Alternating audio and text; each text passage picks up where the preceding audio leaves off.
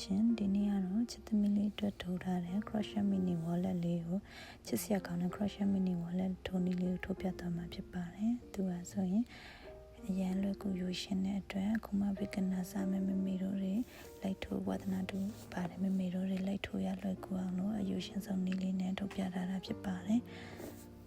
သမီးလေးရှိတဲ့မမေတို့လိုက်ထိုးကြည့်ပါနော်လိုအပ်သူ့မှာလိုအပ်တဲ့ပစ္စည်းလေးတွေဆိုရင်မက်ကော့တွန်လိုမယ်အဲလေးကတော့ 3.5 mm ကတ်ကြီးလေးတစ်ချောင်းလိုမယ်ပြီးရင်သူ့ကိုချုပ်ဖို့အတွက်ချုပ်အပ်လေးတစ်ခုလိုမယ်အမတ်လေးတွေမတ်ဖို့အတွက်မတ်ကျိတ်လေးတစ်ခုလိုမယ်မနော်စထိုးမယ်ဆိုလို့ရှိရင်သူမှာအရင်ဆုံး slit နော်လေးရင်လုံးမယ်မနော်ပြီးရင်ဖွန်မီလေး12ချက်ထိုးမယ်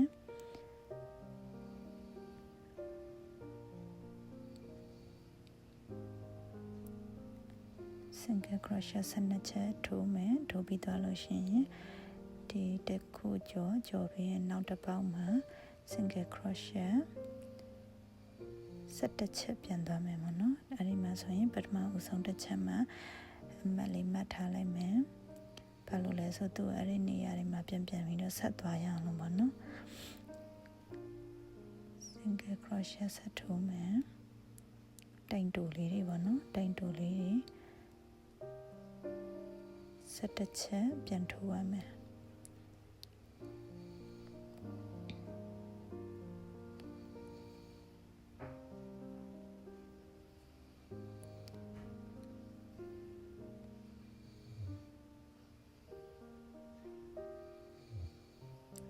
ဒါတော့ကိုကအဲ့နည်းနည်းလေးကြီးတဲ့ရချက်လို့ရှိရင်ဖွင့်ပြီး12ချက်မဟုတ်ဘဲနဲ့သူတက်များပြီးယူလဲရတယ်ပေါ့နော်ကိုလိုချင်တဲ့ size လေးကိုပွားပြီးယူလို့ရပါတယ်ဒီမှာချီရွေးမှလို့လာတော့မသိဘူးမက်ကော့တွန်နဲ့ဆိုတော့အဲ့လေးကတော့နည်းနည်းလေးတော့ပျော့နေရမှာနော်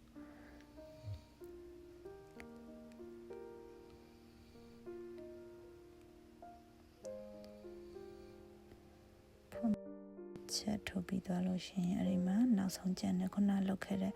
slit knot လေးပေါ့နော်အဲ့ဒီကွင်းလေးကိုအဲ့ဒီကွင်းလေးထဲမှာ single crochet တိုင်တူလေးကို3တိုင်ပြန်ပွားမယ်မနော်3ပင်ပြန်ပွားမယ်အဲ့တစ်ပေါက်ထဲမှာတိုင်တူ3ချက်ထိုးပါမယ်တစ်ချက်နှစ်ချက်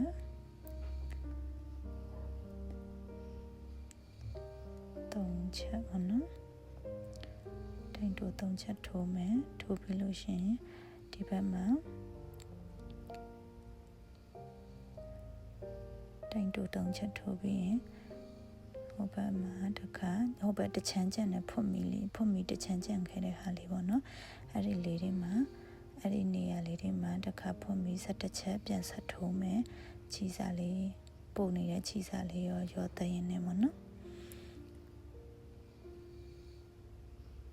ဖွင့်မီ17ချက်ပြန်ထိုးသွားမယ်ပို့နေတဲ့ချီစာလေးကိုညှပ်ဖြတ်လိုက်မယ်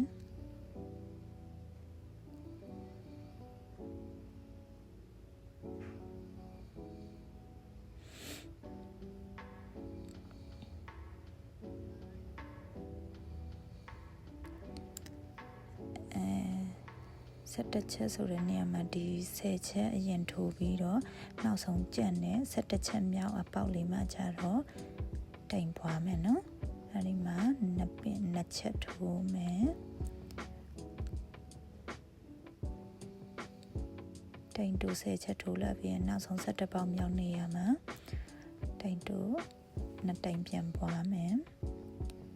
ပွားပြီးရင်ဒီမှာအခုမှတ်ခဲ့တဲ့ပထမအဆုံးအပေါက်နဲ့ပြန်ရောက်သွားပြီအဲ့ဒီနေရာမှာတစ်ချက်ပြန်ဆက်မယ်ဒါကြဖွင့်ပြီးအကုန်ယူမယ်နော်တစ်ချက်ဆက်ပြီးရင်သူ့ကိုပထမအမှတ်နေရာမှာအမှတ်လေးပြန်မှတ်မယ်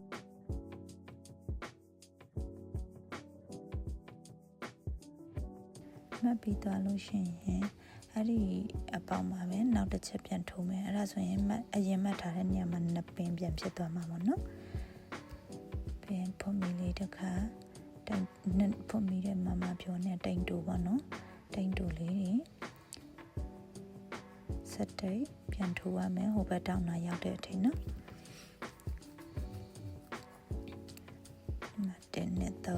3ပေါက်လေးကိုချန်ခဲ့ပါတ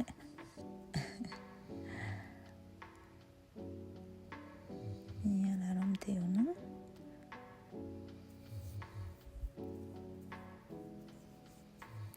အဲ့ဒီ3ပေါက်ကို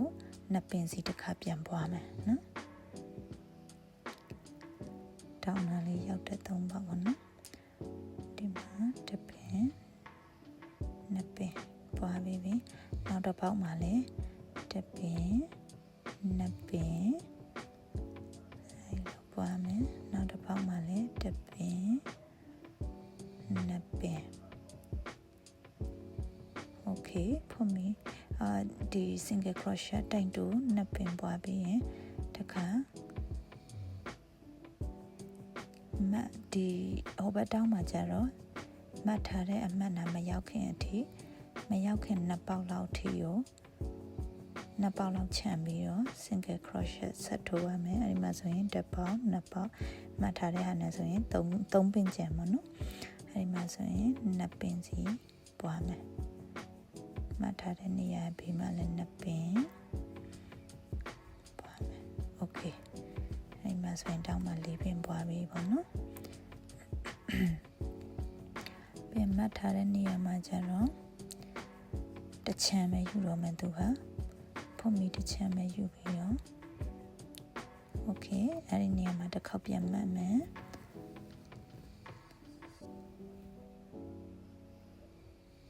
တစ်ချမ်းပဲယူပြီးတော့ single crochet တက်ယူပြီးဖို့မီအဲ့ဒီဟိုလေးကိုပြန်မှတ်မယ်မှတ်ချိတ်လေးနဲ့ပြန်မှတ်မယ်ပြီးလို့ရှိရင်အဲ့ဒီမှာပဲတိုင်တူတွေပဲဆက်တိုက်တစ်ပတ်လေလုံးထိုးသွားမယ်တိုင်တူတွေဒါဆိုရင်အဲ့ရဲ့အောက်ခြေလေးရပြီပေါ့နော်တစ်ပတ်ပြည့်သွားတဲ့အချိန်မှာဆိုရင်ခြေနည်းနည်းတုတ်တာလေးနဲ့ထိုးလို့ရှိရင်တော့သူကနည်းနည်းပိုလာမယ်ထင်တယ်ပေါ့နော်ဒါကျမခြေလေးကနည်းနည်းသေးသွားတယ်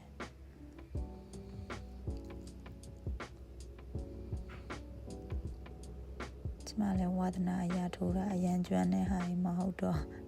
ခြေလည်းတိတ်မြွေတက်သေးဘူးဒါလည်းအခုလည်းဝါသနာပါတဲ့မမေတို့အတူတူလိုက်ထိုးကြည့်အောင်လို့ tutorial လေးရိုက်ထားပါနော်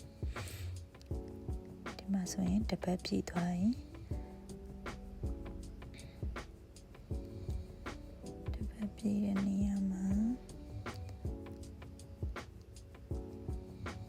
မှတ်ထားတဲ့အမှတ်နာရောက်လို့ရှိရင်သူ့ကို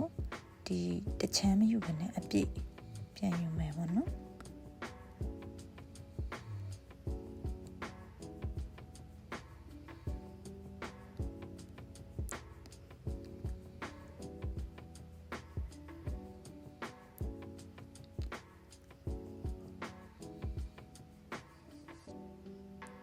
ဝါသနာရခုမှစတိုးပြီးဗီဒီယိုစရိုက်ဖြစ်တာဆိုတော့လေအမားလေးတွေပါခဲ့ရင်လေဒီခံမနားလေးပေးကြပါအောင်နော်ဒါလေးတွေဆိုရင်ဒါဆိုရင်ဟိုအပင်ပွားတာပြီးသွားပြီပေါ့နော်ဒီလိုပဲ single crochet တွေကြီးပဲတစ်ပတ်လေလုံးဆက်ထိုးသွားမှာကိုလိုချင်တဲ့စိတ်ရောက်တဲ့အထိနော်တစ်ပတ်လေလုံးဆက်ထိုးသွားမယ်ကိုလိုချင်တဲ့အတန်းသားလေးရောက်တဲ့အထိပေါ့နော်ကိုလိုချင်တဲ့စိတ်လေးဒါဆိုကိုလိုချင်တဲ့စိတ်လေးရောက်သွားပြီဆိုလို့ရှိရင်သူကို slit stitch လေးနဲ့ဆက်မယ်နော်โอเคရှက်ကော်လေးနဲ့ဆက်လိုက်ပြီနော်ရှက်ကော်လေးနဲ့ဆက်ပြီးတစ်ပတ်လေလုံးရှက်ကော်လေးလိုက်ထိုးမယ်ဒါမှသူ့အဖုံးတက်တဲ့အချိန်အဆင်ပြေအောင်နော်အနာတက်လိုက်တာပေါ့နော်ရှက်ကော်လေးတွေနဲ့โอเคဒါဆိုရင်ရှက်ကော်လေးပြီးသွားပြီရှက်ကော်လေးပြီးသွားရင်သူ့ရဲ့ခြေစားလေးကို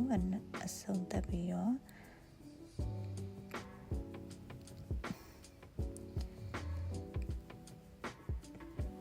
ခြေစားလေးတင်လိုက်မယ်ပေါ့နော်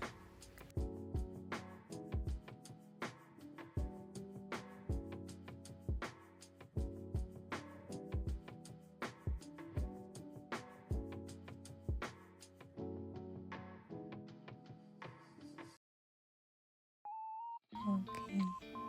ဒါဆိုရင်အဲ့ရဲ့ကိုယ်ထည်လေးရသွားပြီကျ မှာတော့ဖုံလေးဆက်ထိုးမယ်ပေါ့နော်ဖုံလေးထိုးဖို့အတွက်ပေါ့မီလေးကို10ချက်ထိုးမယ် slit knot လေးလုပ်ပြီး10ချက် okay 10ချက်ပြည့်သွားရင်နောက်ထပ် chain 1 17ချက်ဖြစ်သွားမှာပေါ့နော်စုစုပေါင်းအဲ့ပြင်သူတပင်ကြော်ပြီးတော့သူကကြတော့နောက်ဖက်လေးကိုလန်လိုက်ပြီးရင်အဲ့ဒီဖုနေတဲ့နော်လေဖုနေတဲ့ဟာလေးထဲကိုထိုးမယ်ပေါ့နော်အဲ့ဆိုလန်ကြည့်လိုက်အောက်မှာဖုမီလေးအတိုင်းကျန်နေလိုက်မယ်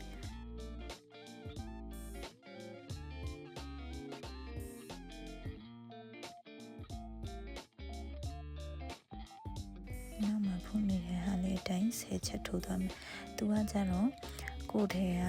ပေါ့မီ12ပင်ယူထားတယ်ဆိုလို့ရှိရင်2ပင်လျှော့ပြီးတော့10ပင်ကိုကတကယ်လို့စိတ်ကြီးယူထားတယ်ဆိုလို့ရှိရင်အဲ့ဒီဟာရဲ့ကိုယူတဲ့ပေါ့မီရဲ့အဖုံချန်လေးကိုကြတော့2ပင်လျှော့ယူကိုထဲလေးရဲ့ပေါ့မီလေး2ပင်လျှော့ယူပါနော်ဒါဆိုရင်ကျမတို့10ချက်ပြည့်သွားပြီဆိုလို့ရှိရင် chain 1လေးယူမယ် chain 1ယူပြီးလို့ရှိရင် round ဒီဘက်ပြန်လဲမယ်လဲပြီးရင်တစ်ပေါက်ကျော်ပြီးရင်တစ်ခါဒီလိုပဲတိုင်တူတွေ10ချက်ဆက်ထိုးသွားမယ်ပေါ့နော်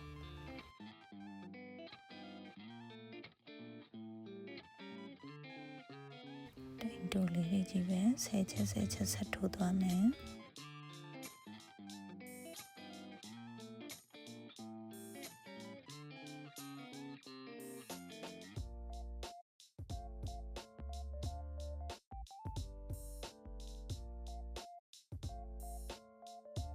10ချက်ပြည့်သွားလိုက်နောက်တစ်တန်းတက်မှန်ဆိုရင် chain 1လေးယူလိုက်တိုင်တူလေး10ချက်ပြန်လဲထိုးလိုက်ပေါ့နော်အဲ့လိုလေးကို12တန်းပြည့်တဲ့အထိထိုးမယ်နော်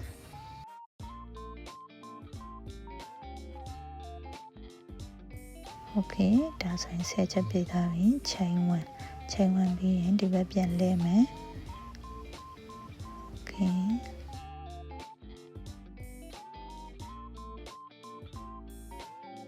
ဒါလေး12တန်းပေါ့နော်12တန်းထုတ်ပြီး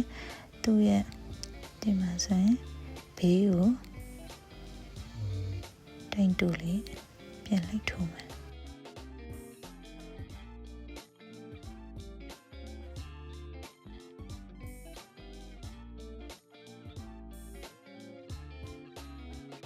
တိုင်တူလေးနဲ့ပြန်လိုက်ကွက်လိုက်မယ်ပေါ့နော်ပတ်လက်တစ်ပတ်လက်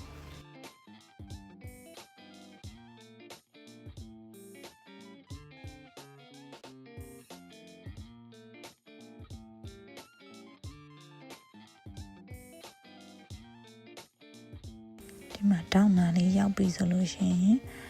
တစ်ခေါက်ထိုးမယ်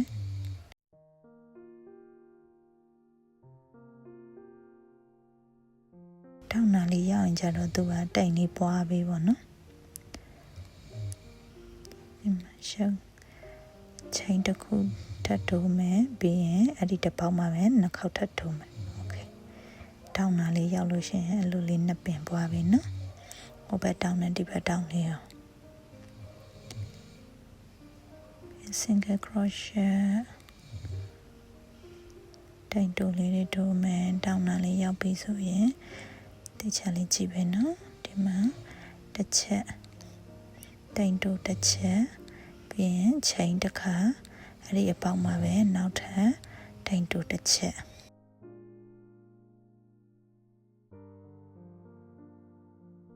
ပြီးရင်ပတ်လေး single crochet ပြန်ထိုးသွားမယ်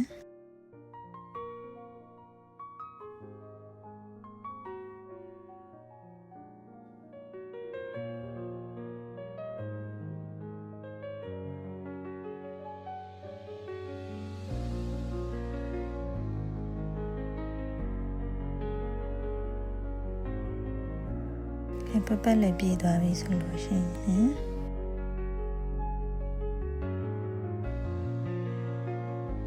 โอเคဒါဆိုတိုင်တူလေးတွေနဲ့ပတ်လည်းထိုးလိုက်ပြီဒီမှာဖွန်မီတစ်ချက်နှစ်ချက်ဖွန်မီနှစ်ချက်တက်ပြီးတော့ဒီဘက်ပြန်လဲမယ်လဲပြီးတော့ head double crochet ဆိုတဲ့တိုင်လက်ထိုးမယ်တိုင်လက်ကိုတစ်ပေါက်ထဲမှာ3ခါပွားမယ် ဒါဆိုရင်နှစ်ခါထိုးပြီးဆိုရင်အပေါ်မှာ3ပင်ကျန်ရမယ်နော်ဒါဆိုရင်3ခါတစ်ပေါက်ထဲမှာ3ခါဆိုရင်အပေါ်မှာခြေလေး4ပင်ရှိမယ်အပေါ်မှာအဲ့ဒီ4ပင်လုံးကိုတစ်ချက်တည်းဆွဲဝင်လိုက်မယ်โอเคအဲ့ဒါပြီးရင် single crochet နှစ်ခါနော် single crochet နှစ်ပေါက်ထိုးမယ်ပြီးရင်ဒါဆိုရင်ဒီလိုအဖုလေးဖြစ်သွားပြီနော်အဲ့ရဲ့အနာကိုအဖုလေးလေအဲ့ဒီဟာလေးပုံဖော်တာပေါ့နော်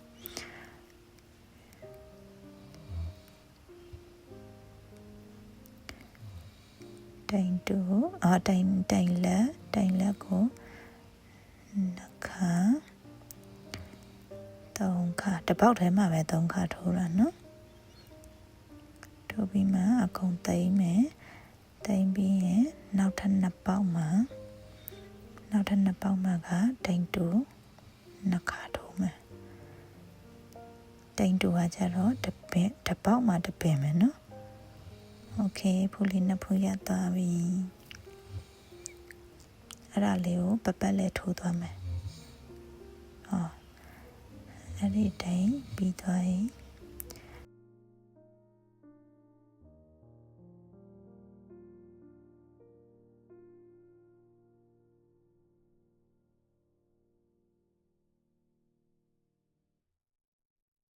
တိုင်တူလေးတစ်ခါပြန်လိုက်ထိုးမယ်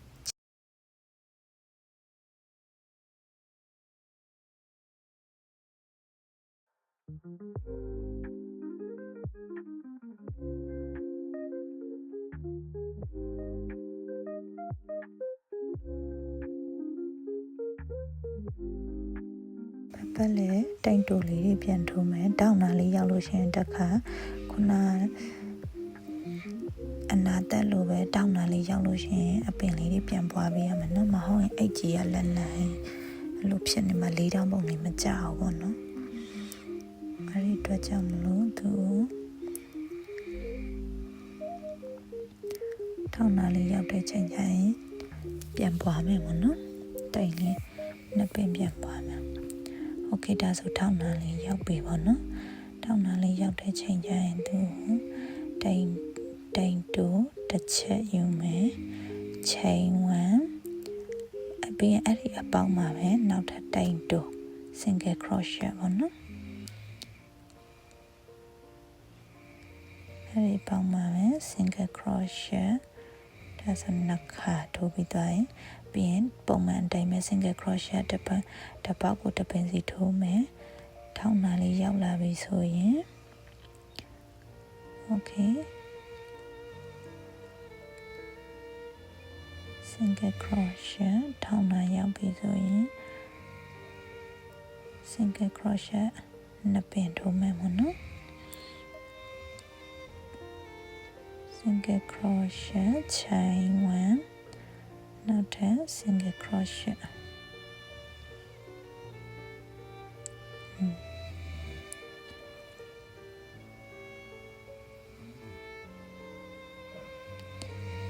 ဒါကို single crochet ကိုအဆုံးထိထိုးပေးသွားမယ်နော်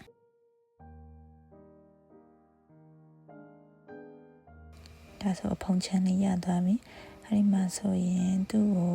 ကိုထဲနဲ့ဆက်ဖို့အတွက်ခြီလေးကိုပို့ဖြတ်ပေးပါနော်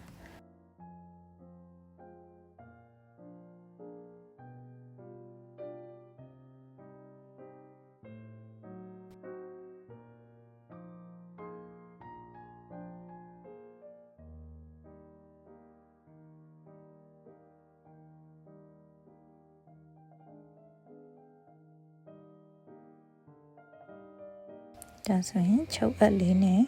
သူရဲ့တစ်ချက်စီတိုင်းပေါ့နော်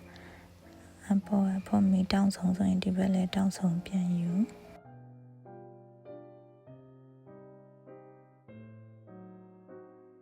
အဲ့တော့သူ့ရလေးနဲ့သူဆက်ပေးလိုက်လို့ရှိရင်အဲ့လေးရသွားပြီပေါ့နော်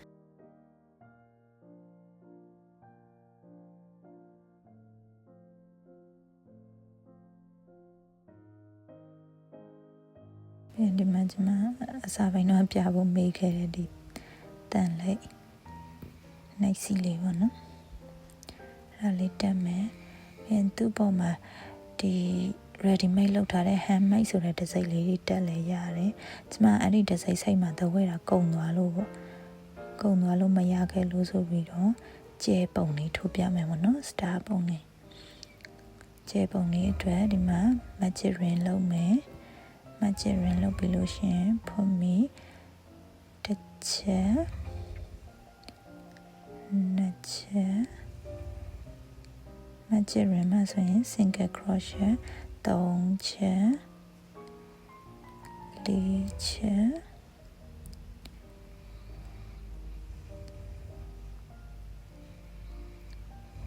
5ချက်ပေါ့နော်ကျဲလေးက1500ရှိတဲ့အတွက်ကျမတို့ကဒီ single crochet 5ခုလုပ်မယ်လုပ်ပြီးလို့ရှိရင် slit stitch နဲ့ဆက်မယ်ရှက်ကော်လေးနဲ့ပေါ့နော်ရှက်ကော်လေးနဲ့ဆက်လိုက်မယ်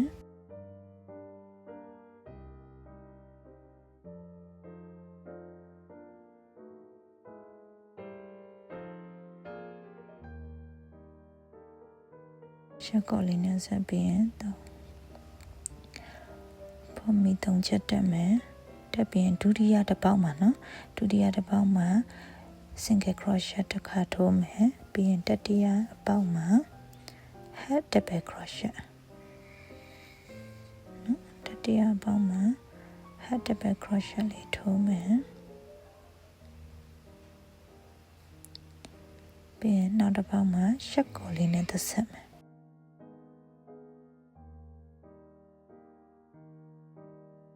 တစ်ချက်နှစ်ချက်သုံးချက်တက်ပြီးရင်ဒုတိယပေါက်မှာ single crochet ဒုတိယပေါက်မှာ single crochet တိုင်တိုးထိုးမယ်ပြန်တတိယပေါက်မှာကျတော့ half double crochet လို့ခေါ်တဲ့တိုင်လက်လေးထိုးမယ်โอเคအဲ့ဒီအတိုင်း5ပေါက်လုံးเนาะကျယ်လေးက9000ရှိတဲ့အတွက်5ပေါက်လုံးထိုးမယ်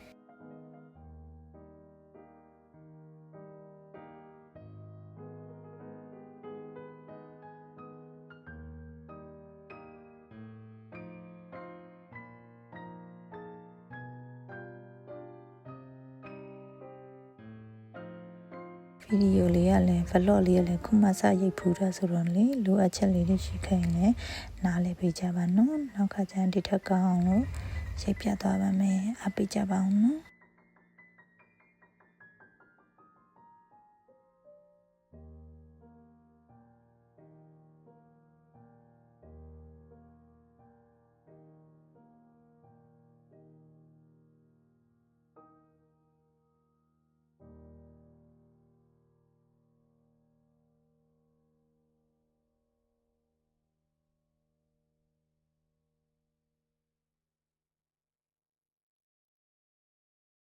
โอเคဒါဆိုကျဲလေး9000လုံးရသွားပ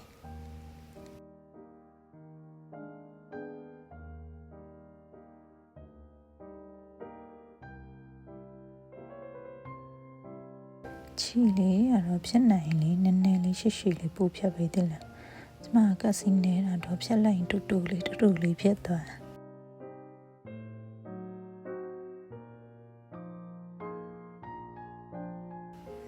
ချီလေမျက်လုံးလေးကတက်ချင်လဲရတယ်မတက်ချင်လဲရတယ်နော်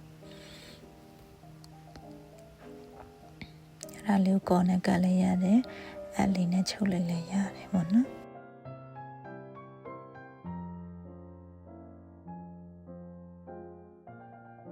ဒါတော့ကိုကြိတ်တာလေးထဲပေါ့